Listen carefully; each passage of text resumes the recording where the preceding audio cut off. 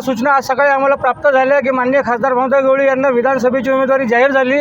आणि मग यवतमाळ शहरामध्ये एक जल्लोषाचं वातावरण तयार झालं आणि या ठिकाणी आम्ही आज स्टेट बँक चौका परिसरात माननीय खासदार भाऊसाहेब गवळी यांना उमेदवारी जाहीर झाल्याबद्दल जे काही न्यूज आपल्या माध्यमातून आम्ही पाहिल्या तर आम्ही मुख्यमंत्री एकनाथ शिंदेसाहेब यांचं अभिनंदन करतो आणि त्यांना धन्यवाद देतो की त्यांनी सर्वसामान्य जनतेचा आवाज खासदार भाऊसाहेब गवळी यांना पुन्हा महाराष्ट्रामध्ये महिलांसाठी तसेच विकास कामे करण्यासाठी संधी दिल्याबद्दल आम्ही या ठिकाणी त्यांचं हार्दिक अभिनंदन करतो